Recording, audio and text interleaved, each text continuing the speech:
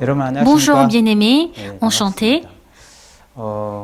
Aujourd'hui, on va voir dans la Bible 1 Roi, chapitre 18, verset 41. 1 Roi 18, verset 41. Du verset 41 au verset 46. Je vais lire. Et Élie dit à Achab, monte, mange et bois, car il se fait un bruit qui annonce la pluie. Achab monta pour manger et pour boire. Mais Élie monta au sommet du Carmel, et se penchant contre terre, il mit son visage entre ses genoux et dit à son serviteur, monte, regarde du côté de la mer. Le serviteur monta, il regarda et dit, il n'y a rien. Élie dit cette fois, retourne. À la 7e fois, il dit, voici un petit nuage qui s'élève de la mer et qui est comme la paume de la main d'un homme. Élie dit, monte et dis à Achab, attelle et descends, afin que la pluie ne t'arrête pas. En peu d'instants, le ciel s'obscurcit par les nuages, le vent s'établit, et il y eut une forte pluie. Achab monta sur son char et partit pour Jezreel. Et la main de l'Éternel fut sur Élie, qui se saignit les reins et courut devant Achab jusqu'à l'entrée de Jezreel. Oui. Aujourd'hui, on a lu 1 Roi chapitre 18 verset 41. Aujourd'hui, j'ai déterminé le thème de mon sermon. Quoi qu'il ait donné comme parole, faites ce qu'il vous dira. Faites ce qu'il vous dira. J'aimerais vous parler de ce point. Donc, c'est ce genre de thème que j'ai décidé. Donc, lors de la noce à Cana en Galilée, on a le travail où l'eau a changé en vin. Dans le processus où l'eau avait changé en vin, lorsque il est dit qu'il n'y a plus de vin, Jésus a dit à Marie, « Femme, qu'a-t-il entre toi et moi? Mon heure n'est pas encore arrivée. » Jésus a dit, « Mon heure n'est pas encore arrivée. »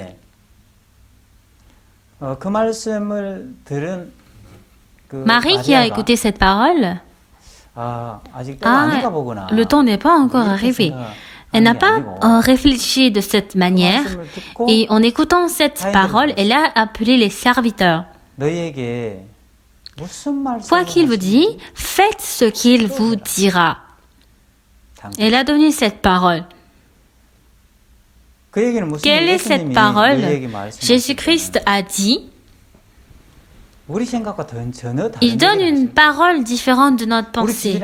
Il donne une parole qui ne correspond pas à notre standard. En ce moment, je ne dois pas insister sur ma pensée et mon jugement, mais je dois suivre la parole de Dieu qui dit, faites ce qu'il vous dira.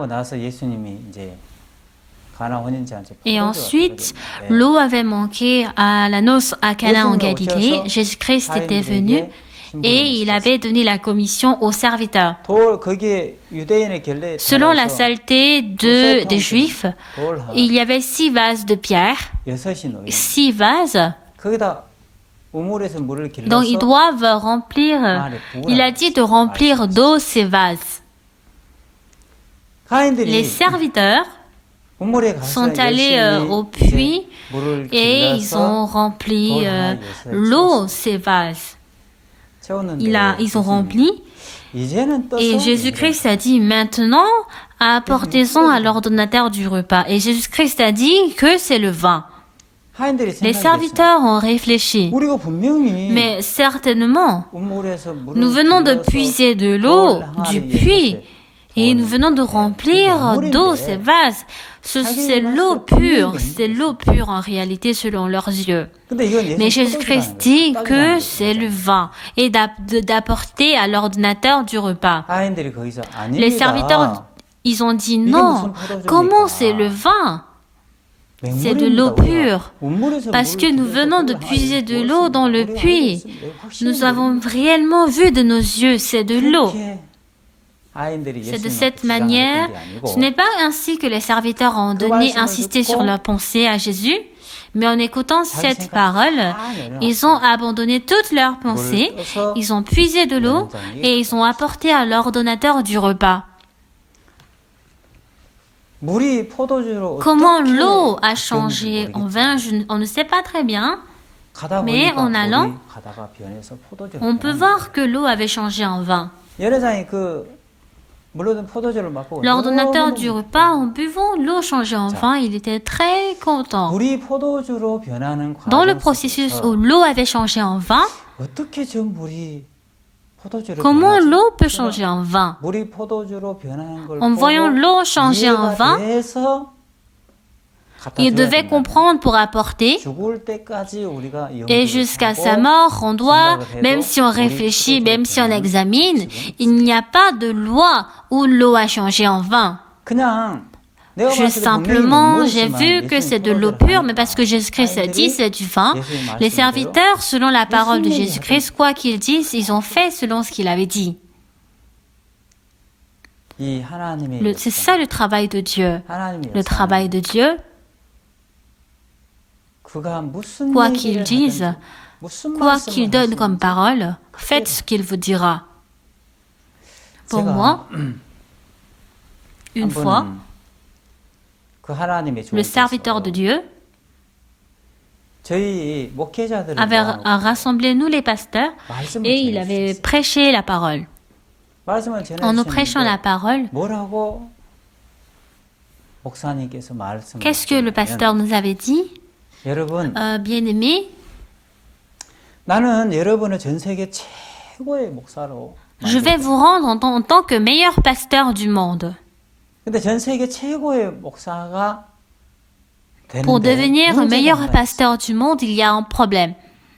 Et de cette manière, Dieu, par exemple, pasteur a donné sa parole. Auparavant, il avait raconté l'histoire d'un vendeur de chaussures de paille très reconnu. Le père vendait et ainsi son fils aussi vendait ses sandales de paille.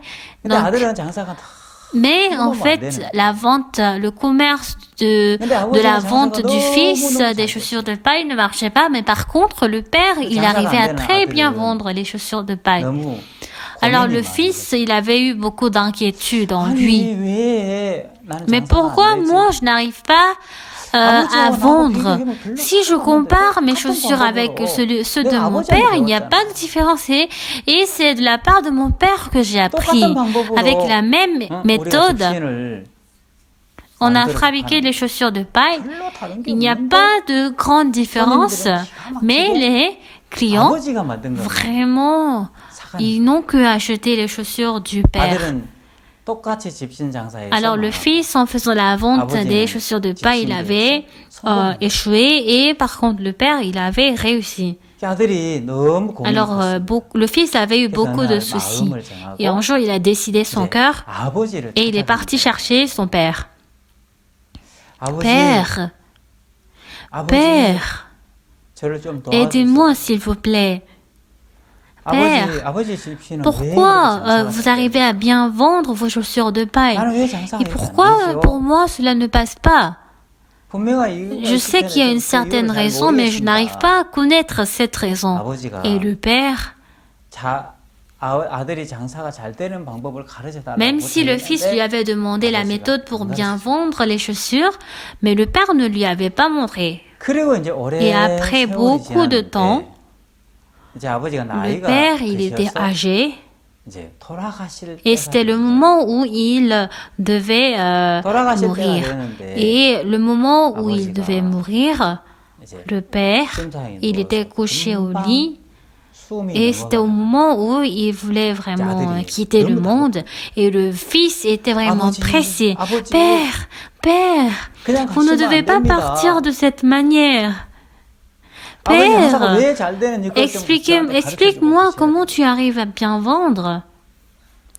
Et le père, a ouvert ses yeux brusquement. Pour la dernière fois, il a ouvert ses yeux et il a regardé son fils. Il a dit « poil, poil ». Et ensuite, il avait quitté le monde.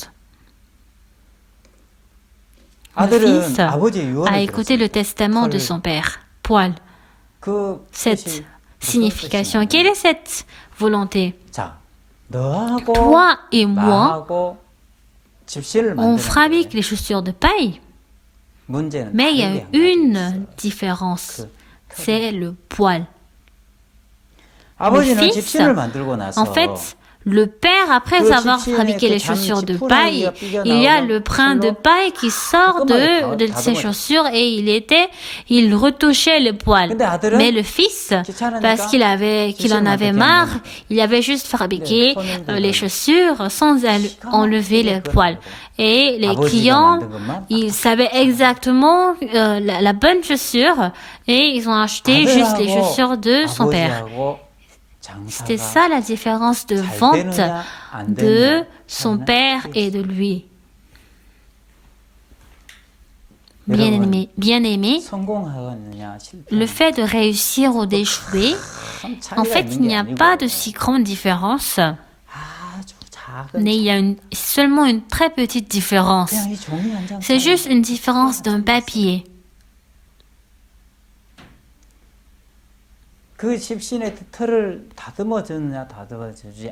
Donc, selon le fait de retoucher les chaussures de paille ou pas, de cette manière, le père avait réussi sa vente, mais le fils avait échoué.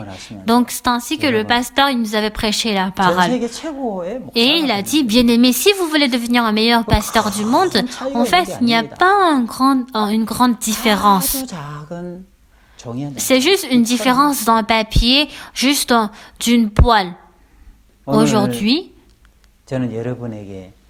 bien-aimé, aujourd'hui à vous, je vais vous montrer le chemin pour devenir meilleur pasteur du monde. En écoutant cette parole,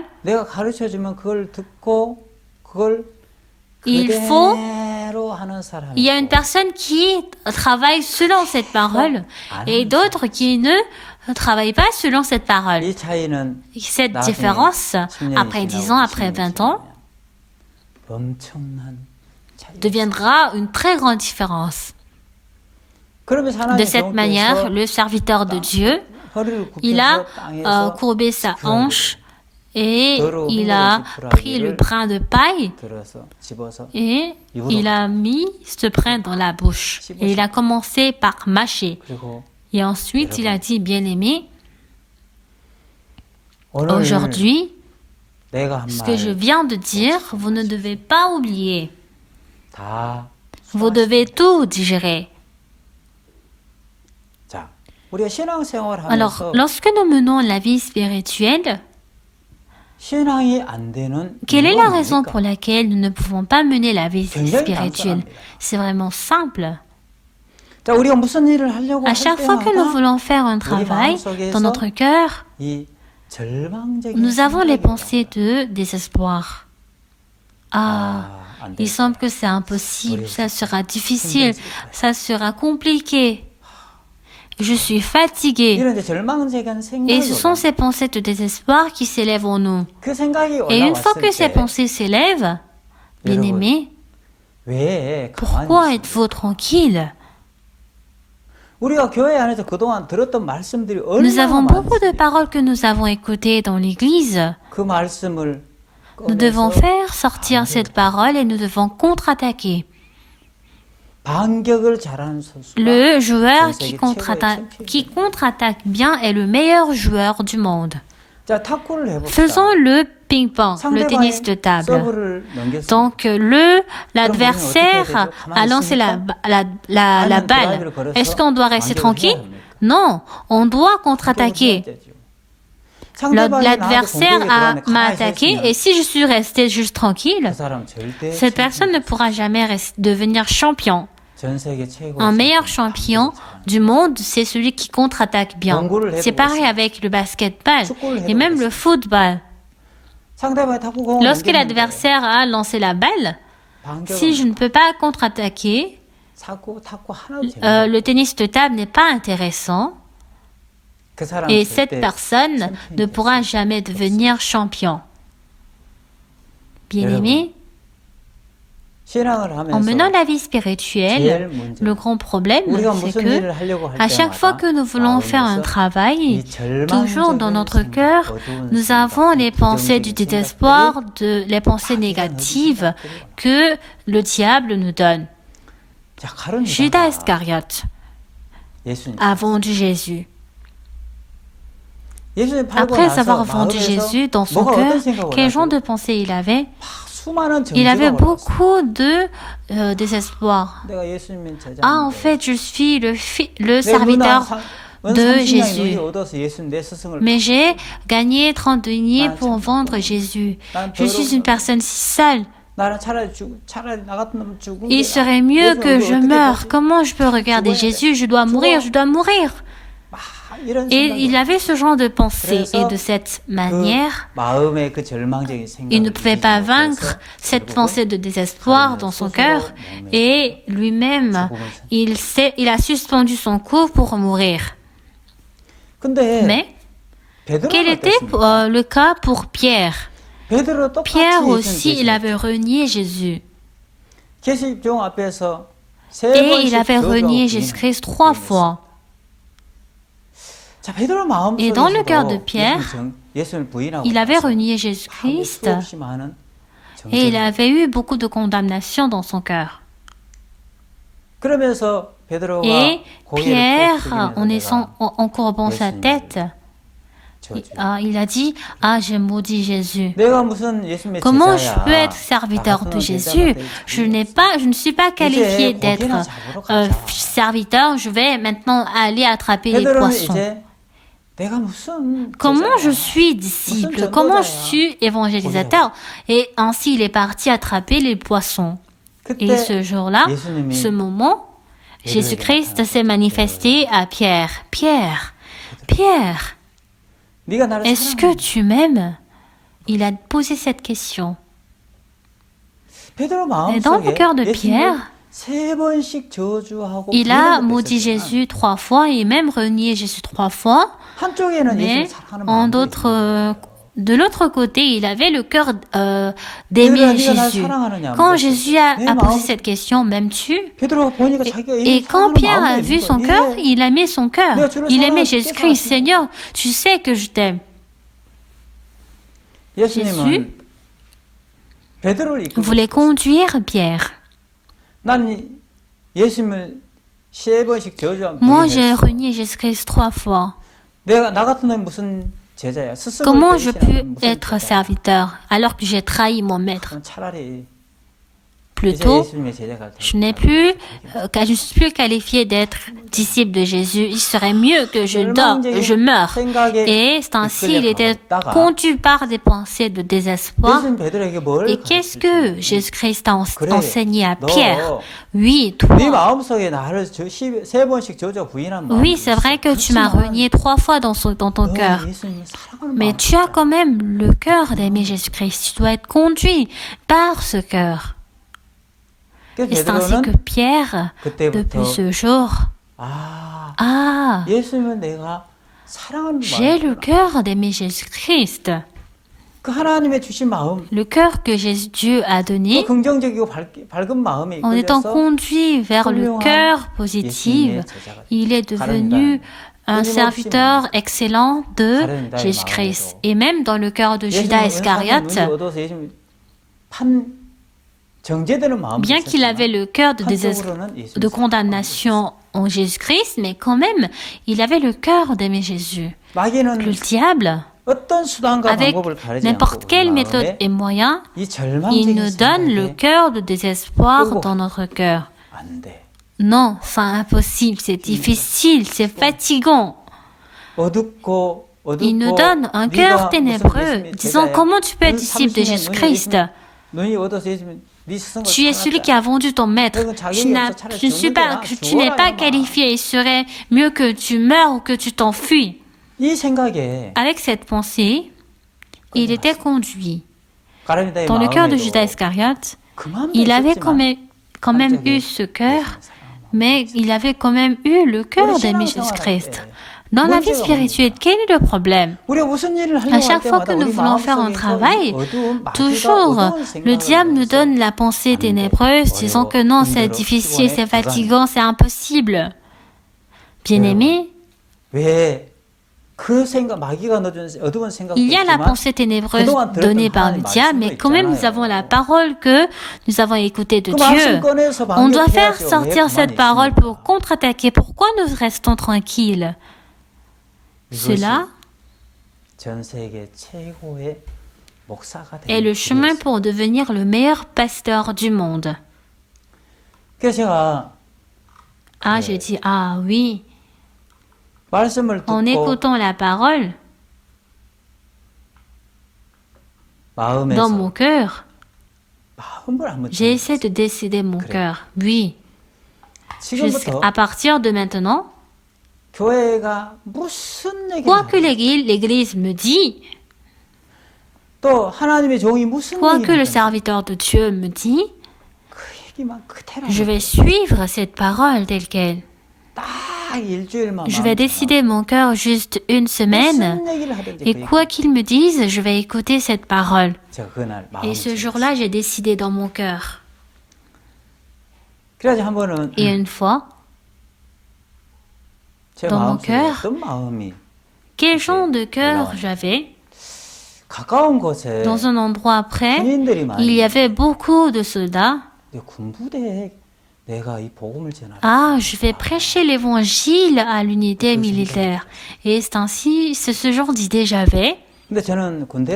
Mais en fait, je n'étais pas allée à l'armée. Je n'avais pas fait de service militaire parce que, en fait, mon doigt était coupé et je n'étais pas qualifiée de rentrer au service militaire. Donc, je ne connais rien dans l'armée. Et je me suis dit que je m'en vais éduquer les soldats de l'unité militaire. Et j'ai eu beaucoup de pensées en moi. Il y a un frère qui travaille à l'unité militaire, qui est près de notre église. Et j'ai demandé qui est en train d'organiser, qui est la personne chargée de l'éducation. Et il m'a dit, c'est le chef du personnel qui fait. Et c'est ainsi que j'ai visité l'unité militaire. Je ne connaissais pas très bien. Et lorsque j'avais fait la visite, à l'entrée, il y avait 2 soldats qui avaient tenu des fusils. Et j'ai salué bonjour. Ils m'ont demandé comment est-ce que vous êtes là? Ah, en fait, je suis venue chercher le chef du personnel. Ah bon? Alors ils m'ont demandé ma pièce d'identité. Et j'ai donné ma pièce d'identité. Et en prenant ma pièce d'identité, ils étaient allés au site pour appeler. Et il a appelé, monsieur le chef du personnel, il y a un invité. C'est qui? Mais il dit le conférencier Kim Ki-sang. Non, mais j'ai pas eu de rendez-vous avec lui. Ah bon? D'accord, merci, désolé. Il a dit, monsieur le client, est-ce que vous avez eu un rendez-vous? Non, je n'ai pas eu un rendez-vous. Non, alors ce n'est pas possible. Dans l'unité militaire, vous devez nous contacter par avance pour avoir le badge d'entrée. Et lorsque vous avez le badge d'entrée, vous pouvez entrer à l'unité militaire. Sans le badge d'entrée, vous ne pouvez pas entrer. Ils ont dit, c'est impossible, vous devez retourner chez vous. Retournez. Et j'ai écouté la parole du soldat. C'est impossible, retournez. Ah bon? Oh, j'ai pas de choix. La prochaine fois, je vais demander le badge d'entrée. Et je me suis dit, c'est impossible. Et je me suis retournée et j'ai marché un pas, 2 pas, 3 pas. Et en ce moment, de mes oreilles, j'ai entendu la voix du serviteur de Dieu. Quoi que nous fassions, toujours dans notre cœur, nous avons le cœur de désespoir en nous. Et en ce moment, pourquoi vous restez tranquille? Vous devez contre-attaquer.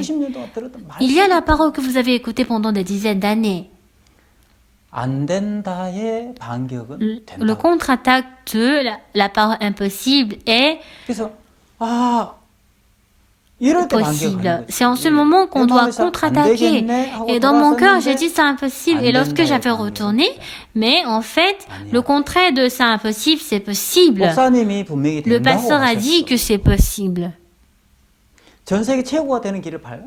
Et il m'a montré le chemin pour devenir un meilleur du monde. De cette manière, quoi qu'il me dise, je vais faire tout comme il me dit. C'est possible. Et lorsque j'ai pensé que c'était possible, et je me suis encore retournée vers l'unité militaire, je ne pouvais pas retourner. Parce que le pasteur a dit c'est possible, mais le soldat me dit c'est pas possible. Et de cette manière, j'étais allée. Ah, monsieur le soldat, alors, avec le chef du personnel, est-ce que je pourrais l'appeler? Est-ce que vous ne pouvez pas me trouver le moyen pour l'appeler? Il a dit non, c'est impossible. J'ai demandé encore une deuxième fois, il a dit non. Alors, si je ne peux pas entrer dans l'unité militaire, alors le chef du personnel ne pourra-t-il pas descendre? Vous ne pouvez pas l'appeler pour qu'il puisse descendre? Il a dit non, c'est impossible. Il a dit non. Et j'ai demandé 3 fois. Et la 4e fois, j'ai dit, alors moi-même, je vais appeler le chef du personnel. Alors, vous avez le numéro? Si vous avez le numéro, donnez-moi. Mais en fait, je n'avais pas son numéro et j'ai fait sortir mon téléphone. J'ai quand même fait sortir le téléphone. Je ne connaissais pas le numéro du chef du personnel. Et en ce moment, Dieu m'avait donné la sagesse. Sans que je ne sache, j'ai appuyé 114. 031-114. J'ai appelé ce numéro et ils m'ont demandé à qui est-ce que je vais vous connecter. Donnez-moi le numéro de l'unité militaire. Et c'était 1588. Et ensuite ils m'ont demandé quelle unité militaire. Alors changez au niveau 24. Et j'ai appelé le numéro 24. Dans quelle unité on va vous connecter? Le numéro 8087. Parce qu'il y avait sur le plaque ce numéro. Alors, quel département vous voulez appeler? Vous voulez appeler le bureau du personnel. Qu'est-ce que vous cherchez dans le bureau du personnel? J'aimerais appeler le chef du personnel. Et c'est ainsi que j'ai pu appeler le chef du personnel. Pasteur, le chef du personnel, je suis un expert en éducation au respect de la vie et à la prévention des accidents. L'unité militaire doit recevoir l'éducation et je suis là pour vous aider. J'aimerais vous rencontrer. Mais en fait, je n'ai pas le badge d'entrée et je ne peux pas entrer. Donc, fabriquez-moi un badge d'entrée. Et il a dit, non, c'est impossible, vous êtes venu brusquement. Et c'est un peu dérangeant de notre côté. Alors, venez la prochaine fois. Alors, est-ce que je peux venir demain? Non, demain, je suis occupé. Alors, est-ce que je peux venir le lendemain?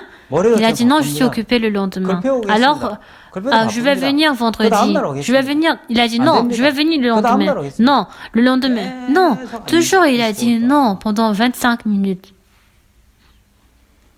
Ah, mais le président aussi n'est pas occupé de cette manière. Alors, quand est-ce que je pourrais vous rencontrer? Ah, j'en ai marre. Venez le 25. Alors, si je viens le 25, est-ce que vous pouvez me faire un badge d'entrée? Oui, d'accord. Et je suis allée le 25. Et j'étais allée le 25, j'ai rencontré le chef du personnel. Et pendant 40 minutes, je lui ai donné l'éducation sur le changement de la mentalité. En écoutant cette conférence, il était très content, il avait ouvert son cœur. Il avait dit, je ne savais pas que c'était une si bonne éducation. Il a dit, on va travailler ensemble et c'est ainsi que le chemin pour travailler à l'unité militaire était ouvert. En ce moment, le serviteur de Dieu a dit, bien-aimé, je vais vous montrer le chemin pour devenir un meilleur pasteur du monde. Le chemin pour devenir un meilleur pasteur du monde, si je t'enseigne, il faut écouter cette parole. Il y a une personne qui fait selon cette parole et d'autres qui ne font pas selon cette parole. Cette différence, après 10 ans, cette différence deviendra une très grande différence. En ce moment, j'ai contre-attaqué dans mon cœur. Certainement, l'unité militaire a dit non, c'est impossible. J'ai écouté cette parole. Mais moi, le pasteur a dit que c'était possible. Alors, si la parole du pasteur est la réalité, alors le soldat de l'unité militaire ment. Mais si la parole du soldat de l'unité militaire est vraie, alors la parole du pasteur est faux. Mais Dieu ne peut pas mentir, bien-aimé. De cette manière, dans mon cœur, depuis ce jour, j'avais commencé par ne pas avoir les pensées du désespoir. Et depuis ce jour, je n'ai jamais désespéré dans mon cœur. Pour moi, une fois, j'étais allé au camp au Cambodge, en Asie du Sud-Est. Donc, j'avais accompagné le pasteur Park. Et pendant le camp, ce jour-là, en tant qu'orateur du matin, c'était normalement le fils du Premier ministre qui devait venir. Et il y avait une rencontre entre le fils du Premier ministre et le pasteur. Et le matin, le pasteur, il s'était levé et le pasteur avait dit, on va nager à la piscine. Et après avoir nagé pendant un long moment, on a vu que le temps s'était beaucoup écoulé. Et le pasteur, en regardant l'heure, il a dit, on est en retard, on va vite bouger. Et on est monté à la chambre d'hôtel et on voulait se doucher. Et le pasteur a dit, parce qu'on n'a pas le temps, 2 personnes vont rentrer dans la douche pour se doucher. Le pasteur Kim Ak-chol et un autre pasteur sont allés dans l'autre douche et moi avec le pasteur Park, on avait douché ensemble. Et dans la douche, il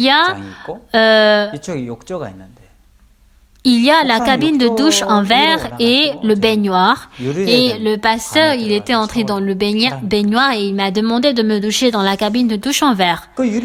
En fait, la cabine est l'endroit où c'est confortable de doucher.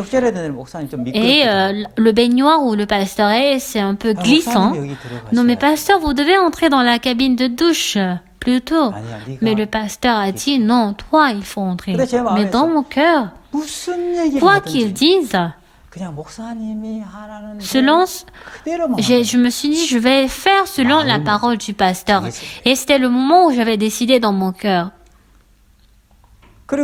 Et lorsque j'étais entrée dans la cabine de douche, il y avait la serviette, le savon et le shampoing. Mais dans le baignoire, il n'y avait pas. Et j'ai demandé au pasteur, est-ce que vous avez le savon, le shampoing? Il a dit non. Pasteur, vous devez utiliser le shampoing d'abord. Mais il a dit non, il faut utiliser d'abord. Donc moi, j'ai lavé mes cheveux avec le shampoing. Et je commençais par avoir des pensées en moi. Non, il faut que le pasteur qui est âgé utilise d'abord le shampoing, la serviette et le savon, mais il me dit d'utiliser d'abord. En moi, dans la prison, en tant que meurtre, en tant que criminel, j'ai passé pendant un long moment dans la prison. Dans ma vie, je n'ai que commis le péché, je n'ai que le mal. Un mal, est-ce qu'il peut Est-ce qu'une personne si gentille peut faire le meurtre et devenir un criminel? En ce moment, j'ai eu beaucoup de pensées quand je me douchais avec le pasteur. En fait, c'est la personne adulte qui doit se doucher d'abord. Il doit d'abord utiliser le savon, le shampoing. Et j'ai eu ce genre de pensée. Et j'étais vraiment dérangeant. Et je me suis rapidement douché. On s'était rapidement douché et on avait pris le repas. Et parce que, en fait, on n'avait pas le temps, le pasteur, dans 2-3 minutes, il avait fini de manger. Et parce que le pasteur aussi a laissé sa cuillère, nous aussi on a laissé notre cuillère et on avait suffi rapidement le pasteur. Et en ce moment, les Samonim, lorsqu'on s'était levé, elles ont commencé par arranger les assiettes, les nourritures, les plats. Et le pasteur, en regardant cela, il a dit, « Ah non, vous aussi, il faut manger ici avant de partir. » Et le pasteur, il est entré dans la chambre. Quand il est entré, les Samonim, rapidement, ils ont arrangé les plats. Et j'ai dit, un instant, pourquoi, pasteur? Mais le pasteur vous a demandé de prendre le repas avant de partir. Il faut manger avant de partir. Non, pasteur, on est très occupé. Après, on doit encore aller au lieu de l'événement. On doit préparer la voiture. On est très occupé. Mais non, le pasteur vous a demandé de manger avant de partir. Non, mais pasteur, non, on est occupé. Et il y avait une Samonim, un pasteur adjoint, qui a commencé par avoir un regard et elle a dit, mais Samonim, il semble qu'on doit manger. Mais tais-toi, on est occupé, on doit rapidement partir. Mais j'ai dit, un instant. Le pasteur vous a demandé de manger, mais qu'est-ce qui est difficile pour vous? Et j'ai montré un exemple. Donnez-moi la nourriture. Et j'ai pris juste une cuillère et je n'ai pas utilisé même 10 secondes pour manger. Est-ce que c'est difficile de manger comme ça?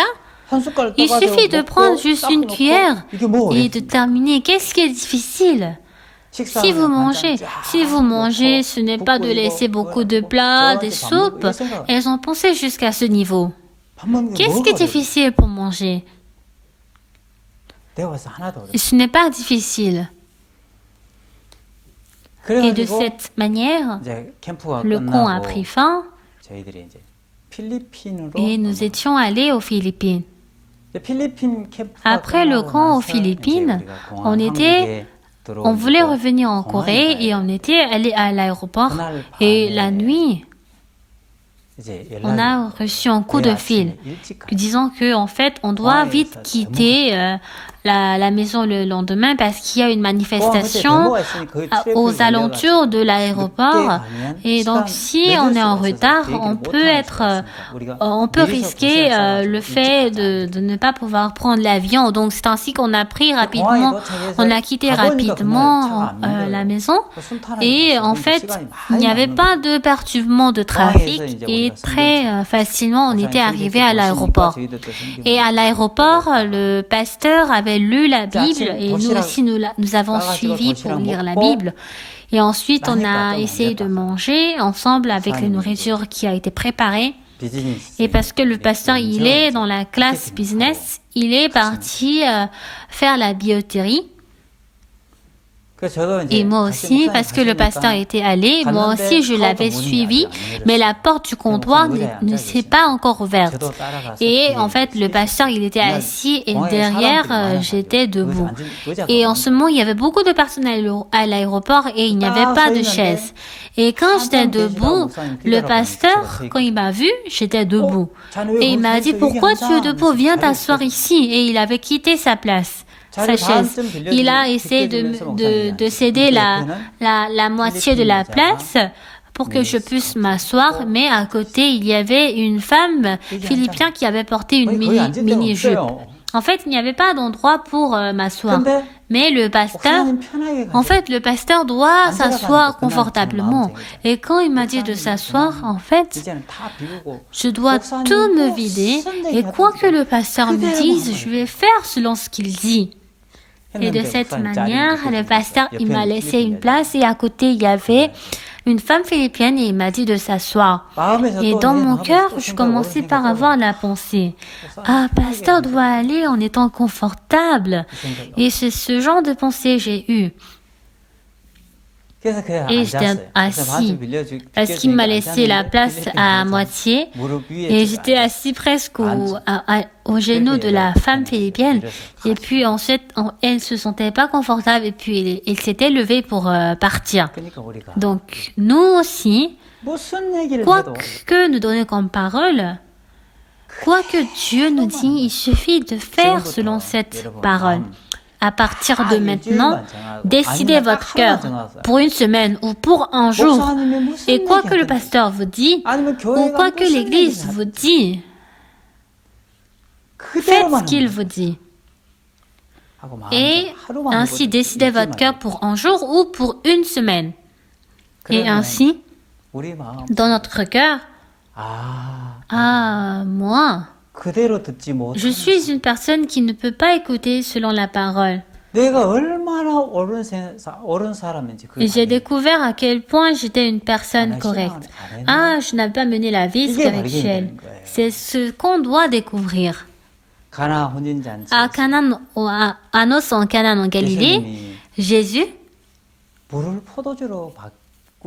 dans le processus où il a changé l'eau en vin, Marie a dit, quoi qu'il vous dise, faites ce qu'il vous dira.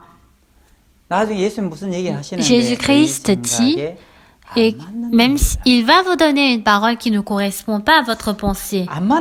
S'il vous donne une parole qui ne correspond pas à votre pensée, ne dites pas non, c'est impossible. Et quoi qu'il donne comme parole, même si cette parole ne correspond pas à votre pensée, faites ce qu'il vous dit. Et c'est ça le travail de Dieu. Et en suivant le travail de Dieu, et quel est le moment où Dieu travaille? Quoi qu'il nous donne comme parole, on doit avoir la fonctionnalité d'écouter selon la parole et c'est en ce moment que Dieu, il travaille. J'ai décidé votre cœur et faites cela pour un jour seulement. Dans notre parole principale, il y a le serviteur de Dieu, Élie, qui a donné quelle parole?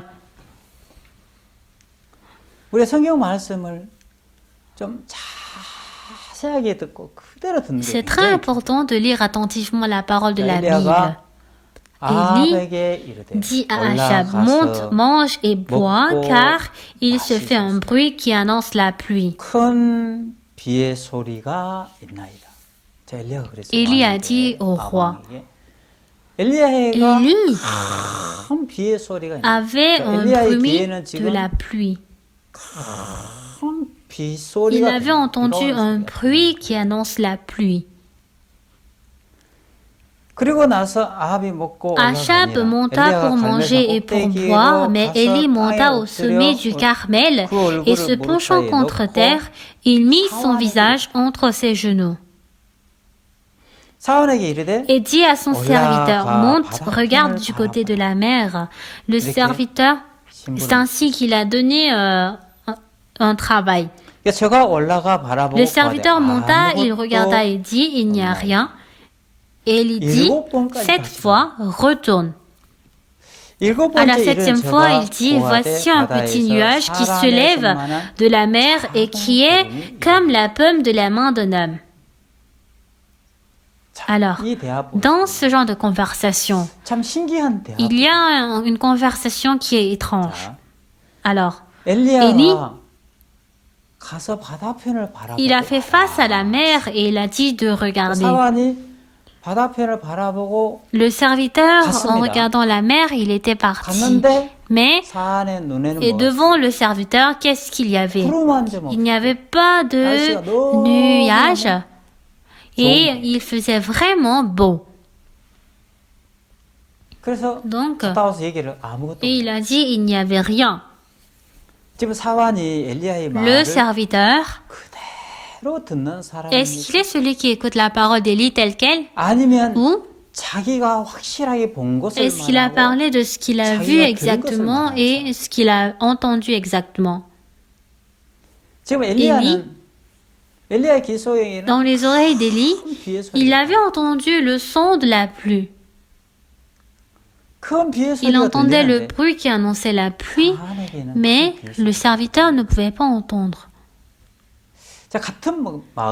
Le même cœur, c'est quoi? Écouter la parole telle qu'elle. Qu'est-ce que c'est? Par exemple, par hasard, si Élie avait écouté la parole du serviteur, Dieu a dit qu'il y a le bruit qui annonce la pluie, mais quand il était allé, il n'y avait pas de nuée. Ah oui, il y a un grand bleu, on doit préparer un parapluie afin de ne pas être frappé par la pluie. Il devait normalement faire comme ça pour être normal. Une personne spirituelle, c'est celui qui écoute la parole telle qu'elle. Dans le monde, celui qui est vraiment spirituel, quoi qu'il vous dise, faites ce qu'il vous dira. Mais le serviteur, il a regardé une réalité exacte. Il a parlé de la chose exacte. Il est une personne qui parle de la réalité, mais il n'est pas celui qui parle de la vérité. Il n'était pas celui qui est un homme de Dieu. Il n'est pas un homme spirituel. Quel est le cas pour vous? Selon ce que vous avez écouté, selon ce que vous avez vu, vous parlez, mais Dieu, celui qui peut parler de ce que Dieu a vu, celui qui peut parler de ce que Dieu a écouté. Oui, c'est celui qui est spirituel. Dieu, à nous, aimerait travailler pour nous. Et quand est-ce que Dieu travaille à travers nous? Il y a le moment où Dieu travaille. Quoi qu'il vous dise, le moment où on peut écouter à la parole de Dieu telle qu'elle, à travers cette personne, Dieu travaille. Alors, bien-aimés, êtes-vous ceux qui parlent de ce que vous avez vu exactement, ou êtes-vous ceux qui regardent ce que, par rapport à ce que Dieu a vu? J'ai commis énormément de péchés, et même si j'ai mené une vie méchante, tout homme commet le péché. Dans la Bible, dans Romains chapitre 3, verset 23, il est dit « Car tous ont péché et sont privés de la gloire de Dieu ». Il y a cette parole « Car tous ont péché et sont privés de la gloire de Dieu ». Tout homme commet le péché. Il n'y a aucune personne qui ne connaît pas cela. Dans le monde, est-ce qu'il y a une personne qui vit sans commettre le péché? Dans la Bible, il est dit « Car tous ont péché et sont privés de la gloire de Dieu ». Tous ont commis le péché. Je pense qu'il n'y a aucune personne qui vit sans commettre le péché dans ce monde. Tout homme commet le péché. Ce ne sont pas seulement les détenus qui commettent le péché. Pour eux, en fait, leurs péchés ont été révélés. C'est pour cela qu'ils sont en prison. Mais ceux qui sont en dehors de la prison, ce sont ceux où leurs péchés ne sont pas révélés. Tout homme commet le péché. Mais qu'est-ce que la Bible dit? Car tous pêchent. Mais dans le verset 24, il est dit, ils sont gratuitement justifiés par sa grâce, par le moyen de la rédemption qui est en Jésus-Christ.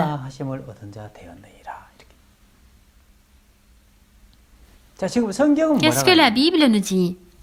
Par la grâce de Dieu, nous sommes gratuitement justifiés par cette grâce. Lorsque le serviteur d'Élie il est parti regarder, il a dit de regarder la mer, mais en fait, il faisait vraiment beau. Il n'y avait pas de nuée, le temps faisait vraiment beau et il ne pouvait rien voir. C'est ce qu'il avait dit.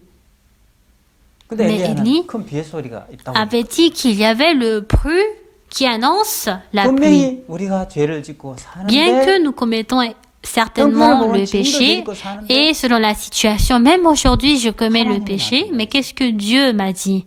Dans Romains 3, verset 24, et ils sont gratuitement justifiés par sa grâce, par le moyen de la rédemption qui est en Jésus-Christ.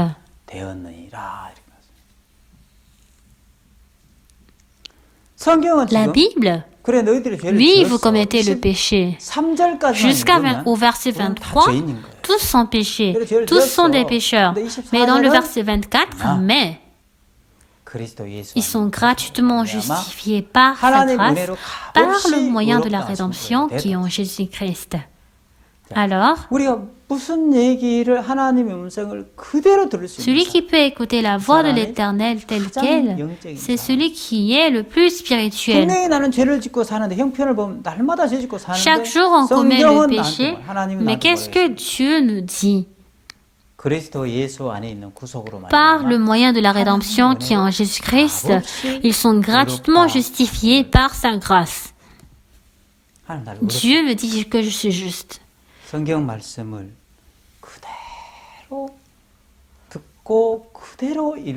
On doit être celui qui a écouté la parole de la Bible telle qu'elle. Celui qui est le plus charnel et qui, quoi que la Bible nous dit, c'est celui qui parle de ce qu'il a vu. Il a vu, il a écouté. Le serviteur a vu, certainement, il a écouté. Il ne pouvait rien entendre. Il n'y avait pas du tout de nuée, il faisait vraiment beau. Il avait juste donné cette parole. Mais il n'a pas entendu la parole du maître. C'est celui qui croit en lui-même. Aux oreilles d'Élie, il avait entendu le bruit qui annonce la pluie. Mais en fait, ce qui est important, ce n'est pas en fait notre oreille, mais la parole de Dieu. Même si je commets le péché, Dieu me dit que je suis juste. Dieu me dit que je suis saint. Et alors, même si j'ai commis beaucoup de péchés, si Dieu me dit que je suis saint, je suis juste, je peux dire oui, je suis juste. C'est ça celui qui est le plus spirituel. Et en ce moment, la porte du paradis s'ouvre. Même s'il semble être l'eau pure, même si c'est de l'eau pure puisée du puits, c'est uniquement de l'eau pure. Et même en venant, il a déjà goûté et c'était de l'eau. Mais Jésus-Christ dit que c'est le vin et il faut apporter à l'ordonnateur du repas. Mais comment cela peut être le vin? Nous venons de puiser de l'eau. Mais comment cette eau peut changer en vin? Et selon le calcul et la loi, on ne pourra pas trouver la vraie réponse. Jésus-Christ dit, quoi que ta pensée est correcte ou pas, quoi que Jésus-Christ dit, il faut suivre la parole telle qu'elle. Cette personne, dans l'Église, il semble être la personne la plus spirituelle, bien-aimée. En fait, faisons ceci une fois. Juste pour une semaine, faites ce que l'Église vous dit de faire. Quoi que vous avez votre pensée, votre jugement, faites ce que le pasteur vous dit, tel quel. Bien-aimés, si vous écoutez à la parole de Dieu telle quelle, le monde sera changé. Nous pourrons faire de grandes choses, mais le diable, afin de tuer la vie de beaucoup de monde, il fait à ce que nous ne puissions pas écouter la parole telle qu'elle. Si on écoute à la parole telle qu'elle, il y aura un grand travail de Dieu, mais le diable fait à ce que nous ne puissions pas écouter à la parole de Dieu telle qu'elle. Il traduit lui-même. Il fait à ce que nous ne puissions pas écouter la parole de Dieu telle qu'elle. Alors nous, même si nous avons rencontré beaucoup de problèmes et de difficultés, on doit décider notre cœur. Et même si nous lisons la moitié, la moitié de la page de la Bible, si nous écoutons la parole de Dieu telle qu'elle et nous croyons à cette parole, quel que soit le problème, quelle que soit la plaie, la douleur, Dieu pourra changer cela en un bonheur et en une bénédiction. Mais les gens ne lisent pas la parole de Dieu telle qu'elle et ne croient pas à cette parole. S'ils lisent au moins la moitié de la page de la Bible, vraiment pour être meilleur du monde, c'est de contre-attaquer. Quoi que nous fassions, même si nous avons les pensées du désespoir, pourquoi nous restons tranquilles? Nous devons contre-attaquer. Celui qui contre-attaque bien est celui qui mène une vie la plus heureuse du monde. Lorsqu'il y a le désespoir, on est désespéré. Lorsqu'il y a la souffrance, on est souffrant, même si, lorsque ce genre de personnes sont ceux qui sont charnels. Lorsqu'il y a le désespoir, si on peut changer en un espoir, c'est celui qui contre-attaque. Lorsqu'il y a la douleur, si on peut changer en une joie, c'est le fait de contre-attaquer. Lorsqu'il y a la tristesse, on doit changer en une joie. Dans notre cœur, quoi que soient les difficultés et les problèmes, à travers la contre-attaque, on doit être en mesure de changer. Et c'est cette personne qui devient la personne la plus heureuse du monde. Si je suis fatigué, je suis fatigué. Si je suis triste, je suis triste. Si je suis difficile, je suis difficile. Ça, ce sont ceux qui sont charnels. Croire à la parole telle qu'elle. Être conduit par la situation, par les pensées, ce sont ceux qui sont charnels. Quoi que soit la manière dont je regarde selon mes yeux, mais qu'est-ce que Dieu nous dit? Je dois être en mesure de parler selon ce que Dieu me dit de parler. Je dois regarder selon ce que Dieu nous demande de regarder. Celui qui est charnel,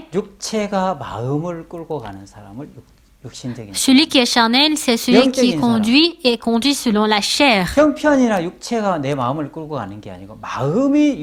C'est une personne qui est spirituelle et celui qui est conduit par les pensées. Même si on a beaucoup de difficultés, on dit non. Ça, c'est vraiment une bonne chose. C'est un bonheur. C'est une chose du bonheur.